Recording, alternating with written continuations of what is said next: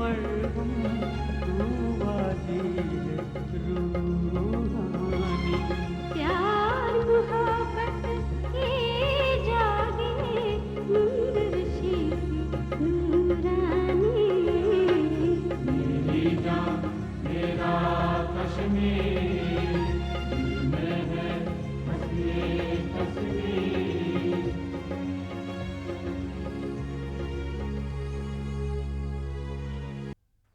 साथियों, हम आपके जज्बात को बखूबी कद्र करते हैं। हम ये भी जानते हैं कि इस्लाम को बचाने की जहाद में आप सब लोग अकीदतन शामिल हुए हैं। तारीख गवाह है, कश्मीर हमारा मुल्क है और इस दारुल हर्फ को जब तक हम दारुल इस्लाम न बना लें, हम में से कोई भी चैन की नींद नहीं सोएगा। हमारे कौम और हमारे मज़हब से ही हमारा वजूद है और इसकी बहबूदी के लिए हम दुश्मन की नापाक इरादे को नाकामयाब बनाने के लिए कोई भी तरीका इख्तियार कर सकते हैं।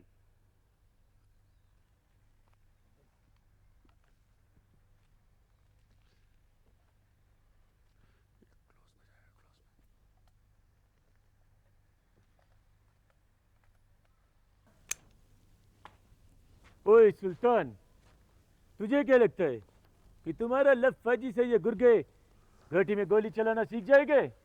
चंगेजी, कमजोर नफ्स को सबसे पहले दबोचना चाहिए। ओए शकील, तुम्हारा सुल्तान तो पूरा इमाम बनता जा रहा है। जा जाकर लोगों को 5-5 हजार रुपया दे दे। अरे पर चीफ, रुपए की तो वैसे ही बहुत दिक्कत है। ओए तो फिक्र मत कर, बहुत जल्द रुपया और असलों का एक नया कंसाइनमेंट सरहद पार से आ रहा है। पर चंगेजी, ओए शकील, जा जाकर छोकरों को रुपया दे और छुट्टी कर दे। पर छोकरे अभी बहुत कच्चे हैं। ओए सुन, उनका मुँह फूट गई है, कोई भी कच्चा नहीं है। उनको रुपया दे और 5 दिन के लिए बस्ती में ऐश करने के लिए जाने दे। एक बार उनको रुपया और ऐश करने का आदत पड़ जाएगी तो हमारा जबान में बोलने लगेगी। हम बोलेगा दरिया में कूद जाओ तो कूद जाएगी। ठीक है शकील, जा मोहम्मद से कह लौंडों को जाने दे। और सुन, बंदूकें वापस ले लेना। ओए फिर गलती कर रही है, फिर गलती कर रही है। उनको बंदूक के साथ इश्क करने दे, इश्क करने दे बंदूक के साथ। एक बार बंदूक के साथ इश्क करने की आदत पड़ जाएगी तो बस्ती में बंदूक के साथ छुपे रहना उनका मैदानी तालीम का पहला सबक है। जा शकील, सबको हथियार दे दे एक एक।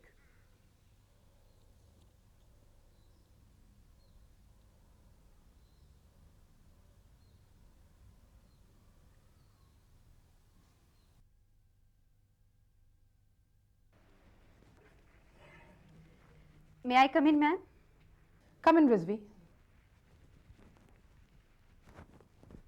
कोई खास बात? जी, थोड़ा अर्जेंट था इसलिए आपको डिस्टर्ब किया।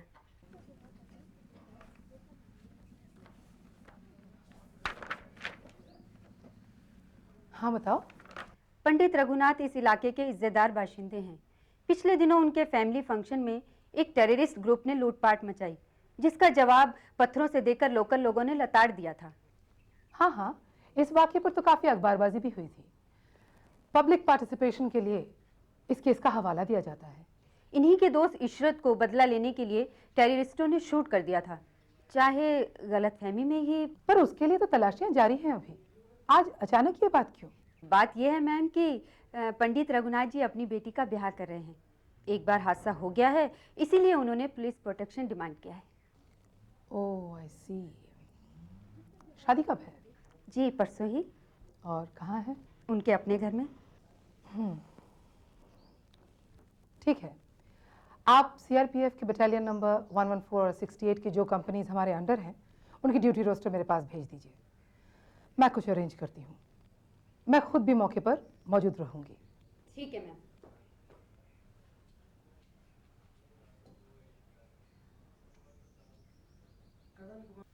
ये क्या कह रही हो अम्मी?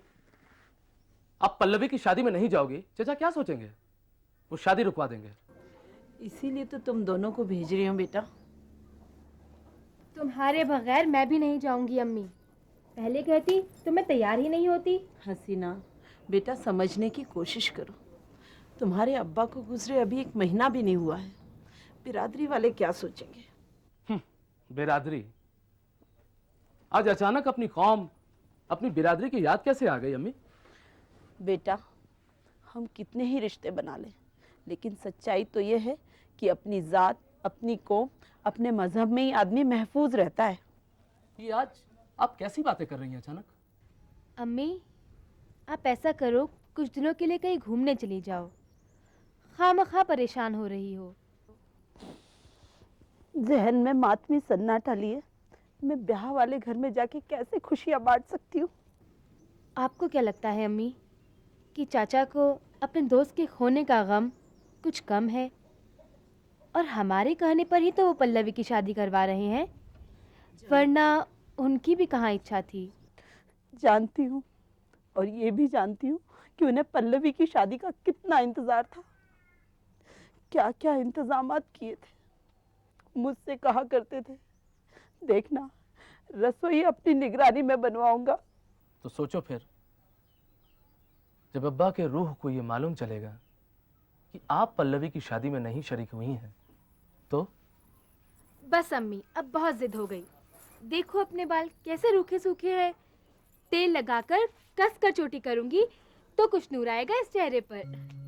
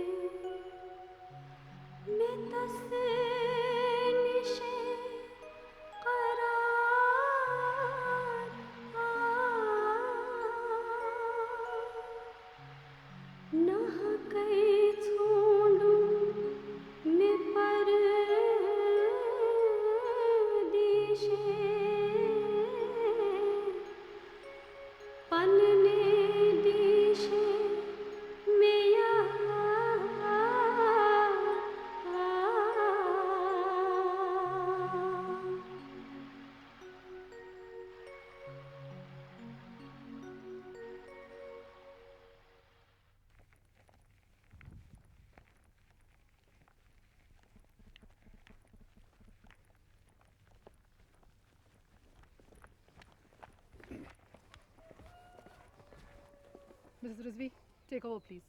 सिंह, अपनी पार्टी डिप्ले कर दीजिए। ठीक है सर, चलिए जैसे मैंने आप लोगों को बताया है, सब लोग उसी प्रकार डिटेल हो जाएगी।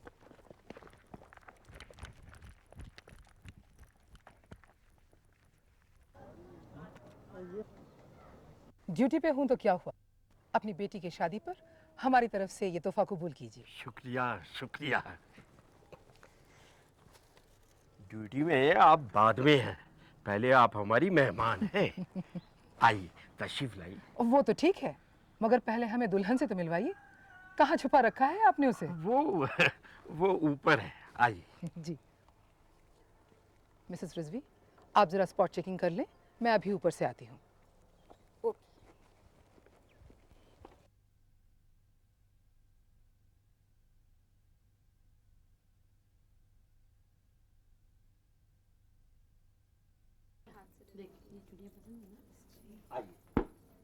आइए। अरे कृष्णा दी आप। पल्लवी, तू? आदाब। सच, मैंने तो सपने में भी नहीं सोचा था कि जीवन में फिर आपसे मुलाकात होगी। और जब से मैं यहाँ ट्रांसफर लेकर आई हूँ, मेरी नजरें किसी को ढूंढ रही थी, शायद वो तुम ही हो। क्यों दीदी, किसी को ढूंढने का सिलसिला अभी भी जारी है क्या? अरे हसीना, तेरी चुटकियों लेने की आदत अभी गई नहीं। वाह भाई, इस जिले की सबसे बड़ी पुलिस अफसर एसएसपी साहिबा हमारी बेटी की सहेली है और हमें मालूम भी नहीं। अरे दद्दा, ये हमारी सहेली पहले है और बाद में पुलिस की अफसर। अच्छा, आप पहले भी यहाँ रह चुकी हैं? जी हाँ, कई साल पहले। तब यहाँ दहशतगर्दी का ये आलम न था। आप ठीक कहती हैं एसएसपी साहिबा, हम भी तो उन्हीं यादों के सहारे जी रहे हैं। देखिए पंडित जी, अब आप मुझे एसएसपी साहिबा नहीं, कृष्णा कहेंगे। आई थी सिंगल ड्यूटी निभाने, आप डबल ड्यूटी निभानी पड़ेगी। ओ, मेहमान से मेजबान जो हो गई हो। बेटा मैं कुछ शुक्रिया।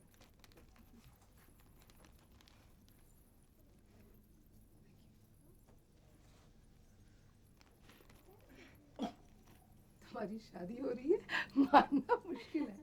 क्यों हसीना, लाइन लगा रही हो क्या? अभी तो आपका नंबर है दीदी। क्यों अम्मी? अम्मी, ये खुशी का मौका है और आप कोई बात नहीं हसीना, मैं समझती हूँ। ऐसे मौकों पर अपने कुछ ज्यादा ही याद आते हैं। तुम लोग तैयार हो लो, मैं अम्मी जान के साथ घर की और नौकरी की बाकी कामकाज देखती हूँ। आइए अम्मी जान।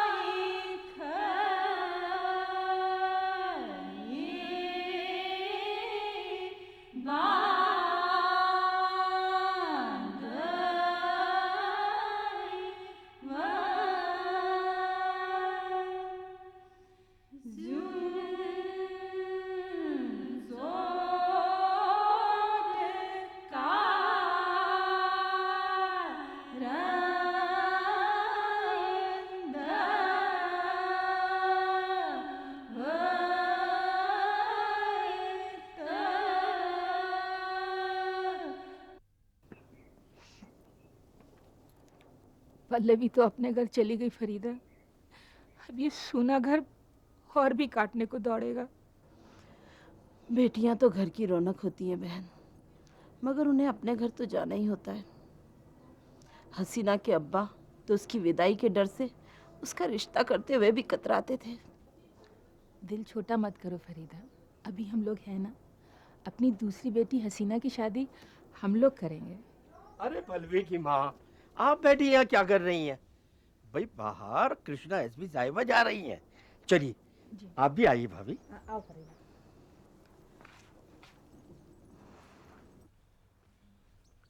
एसपी साहिबा,